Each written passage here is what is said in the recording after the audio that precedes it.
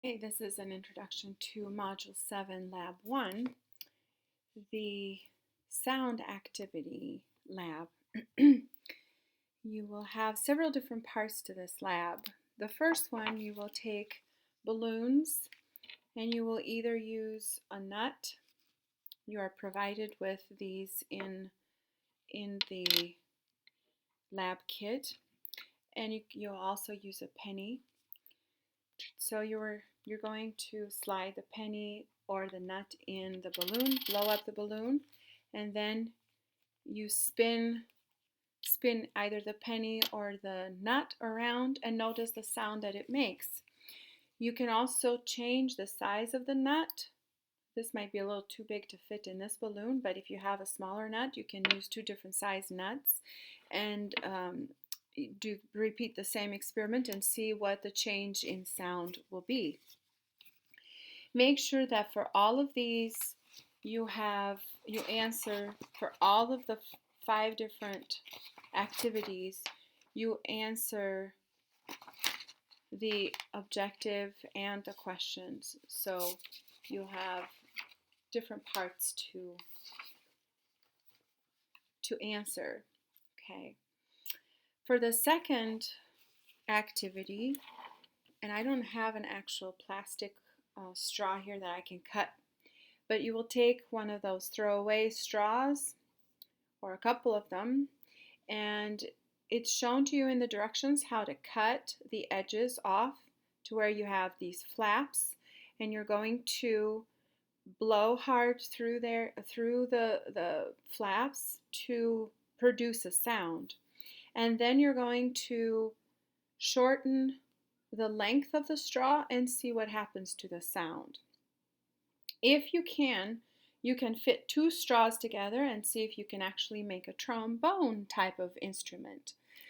So answer the questions, record the observations, and answer the questions for activity number 2. Then the next activity, you can either use the hex nuts again, or if you have a stringed instrument at home, you can do the same thing but with a string instrument, with a guitar. You can use it with a thicker guitar string and a thinner guitar string and see the difference in the sound when you pluck them, or tie the hex nuts the way that is shown to you in the lab instructions. So tie them with 4 rubber bands each. And I don't have enough here, but you will tie them like so, and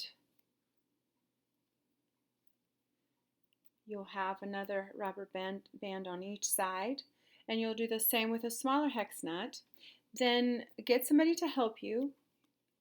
They can hold both hex nuts with their hands, and you cause both of them to vibrate and watch what happens to the frequency and the amplitude. So which one will have a higher frequency and which one will have higher amplitude, etc., etc.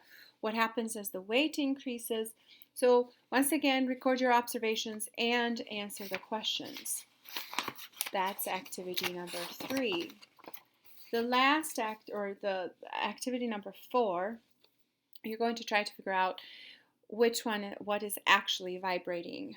I don't have an empty bottle, but get a bottle of beer and a wine glass, and you're going to tap them and as they're empty, and then fill it up with water. As you're filling it up with water, tap it again and see what happens to the sound, as well as try to guess what is actually vibrating. Is it the glass? Is it the air? Is it the water? Etc., etc. You do the same thing with the empty bottle, but instead of tapping it, you blow into it and see what happens then as you fill it up with water once again. And then the second part to that activity is you take a ruler and you place it on the edge of a table, and let me see if I can show you here, and make it vibrate like this, and then you can attach You can tape it, you can attach a weight to it, and then hit it again and see what happens as you add more weight. See what happens to the sound or the vibration of the ruler. And then the last part of the lab is activity number 5 is a concept map. You may or may not be familiar with the concept map.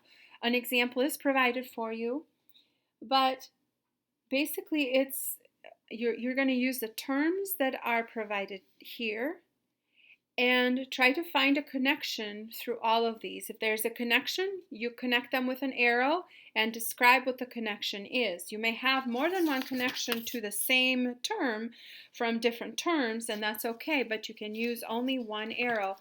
The rules are listed here, so follow the rules and just basically it's like a map and how you connect all these terms together. It's just to get you to think of the bigger picture. And that's the end of this activity or this lab. Most people forget to do that last part, so make sure that you also include the concept map. You can draw it in Word, or you can draw it in a piece of paper, write it in a piece of paper, and take a picture of it and then attach it to so you can submit it together or you can submit it apart. You can submit it as a separate file, or you can insert it in the Word document at the end of the lab. That is up to you. Just make sure that you turn in that last activity. And once again, if you have any questions, let me know and I will try to help you.